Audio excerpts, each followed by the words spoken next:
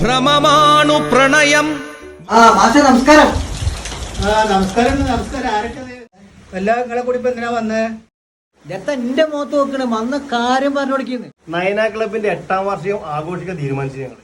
അത് കുഴപ്പമില്ല, പൈസ എത്രയാന്ന് വെച്ചാൽ എഴുതിക്കോളി. അത് മാഷ പൈസക്കല്ല, മാഷ ക്ഷണിക്കാൻ വേണ്ടി വന്നാണ് ഞങ്ങള്. അതല്ലാന്ന് വേറെന്തൊക്കെ കൊടുക്കണ്ടെന്ന് പറഞ്ഞല്ല. നമ്മുടെ നാട്ടിലെ മുതിർന്ന കലാകാരന്മാരെ നമ്മൾ ആദരിക്കുന്നുണ്ട്.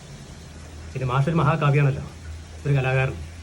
അപ്പോൾ മാഷിക്ക് ഒരു മൊമെന്റ് തരാൻ ഞങ്ങൾ കമ്പനി തീരുമാനിച്ചത്. അല്ല, ഈ മൊമെന്റ് തരുന്നത് ആരാ?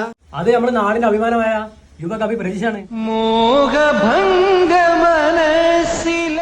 എന്റെ പൊസിഷൻ വെച്ച് നോക്കുമ്പോഴേ പ്രതീക്ഷ എനിക്ക് മൊമെന്റോ തരുന്നതിൽ എന്താ അർത്ഥമുള്ളത്? എന്ത് വർത്താന മാഷങ്ങൾ പറയണേ?